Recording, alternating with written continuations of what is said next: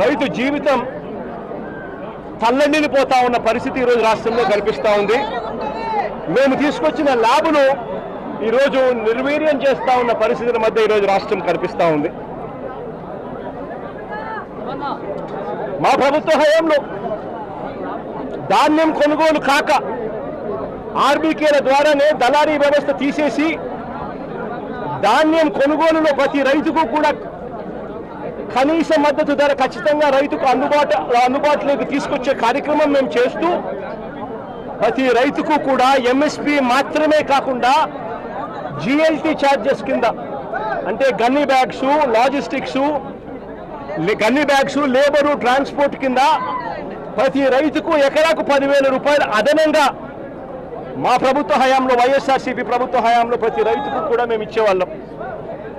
ఈరోజు రైతుకు గిట్టుబాటు ధరలు రాని పరిస్థితి. ధాన్యం కూడా 300 రూపాయలు ఎంఎస్పీ కన్నా తక్కువ రేటుకు కొనుగోలు చేసిన పరిస్థితి.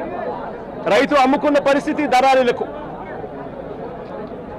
ధాన్యం కొనుగోలుకే కాకుండా మా ప్రభుత్వం, వైఎస్ఆర్సీపీ ప్రభుత్వంలో గతంలో 3,000 కోట్ల రూపాయలతో ధరల స్థిరీకరణ నిధి తీసుకొచ్చి ఏకంగా 5 సంవత్సరాల కాలంలో 7,500 కోట్ల రూపాయలు ఖర్చు చేసి మార్కెట్లో కొనుగోళ్లు చేసి మార్కెట్లో పోటీతనాన్ని పెంచి రైతులకు గిట్టుబాటు ధరలు వచ్చేట్టుగా మా ప్రభుత్వ హయాంలో 7,800 కోట్ల రూపాయలు ఖర్చు చేసి రైతులను ఆదుకున్న పరిస్థితి మాది. అయితే కేంద్రం ప్రకటించిన పంటలకే కాకుండా మిరప, పసుపు, ఉల్లి, చిరుధాన్యాలు, అరటి, బత్తాయి, టొమాటో వంటి పంటలకు సైతం ఎంఎస్పీని ప్రకటించి రాష్ట్ర ప్రభుత్వమే దాన్ని ఆర్బీకేలలో దాన్ని పోస్టర్లు వేసి పెట్టి ఆర్బీకేలలోనే అక్కడే పనిచేస్తా ఉన్న అగ్రికల్చరల్ గ్రాడ్యుయేట్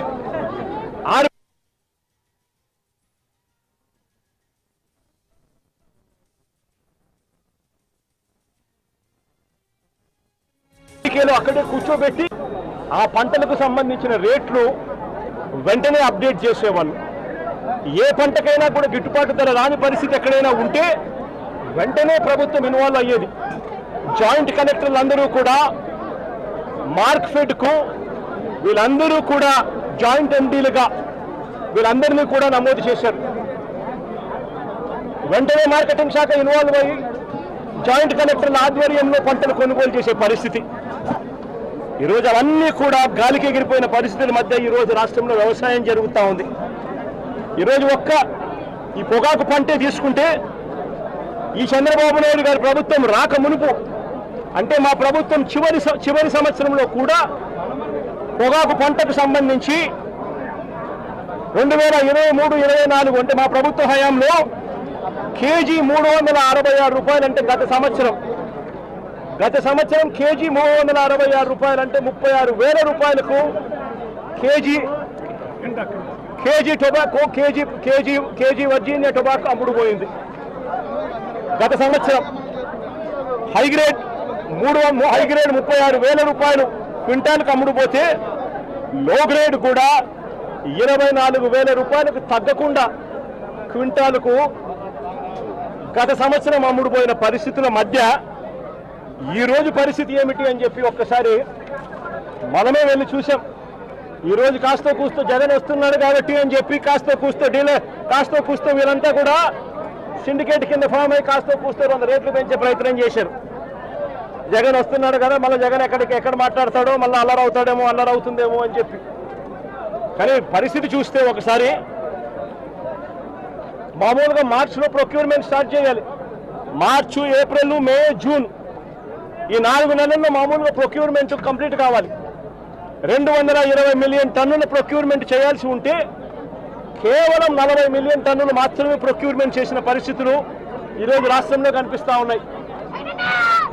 ఈరోజు రేట్ ఎంత అని చెప్పి చూస్తే ఈరోజు బ్రైట్ క్వాలిటీ అంటే హై గ్రేడ్ క్వాలిటీ ఆవరేజ్ మీద నేను ఇక్కడికి రాక మునుపు వరకు కూడా ఆవరేజ్ మీద 220 రూపాయల నుంచి 260 రూపాయల మధ్యలో అమ్ముడుపోయే పరిస్థితి.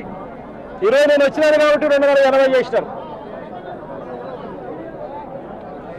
రైతులకు హై గ్రేడ్ క్వాలిటీ యావరేజ్ 240-250 రూపాయలు కూడా హై గ్రేడ్ వెరైటీకి రాని పరిస్థితిలో ఈరోజు రైతు పొగాకు అమ్ముకుంటా ఉన్నాడు.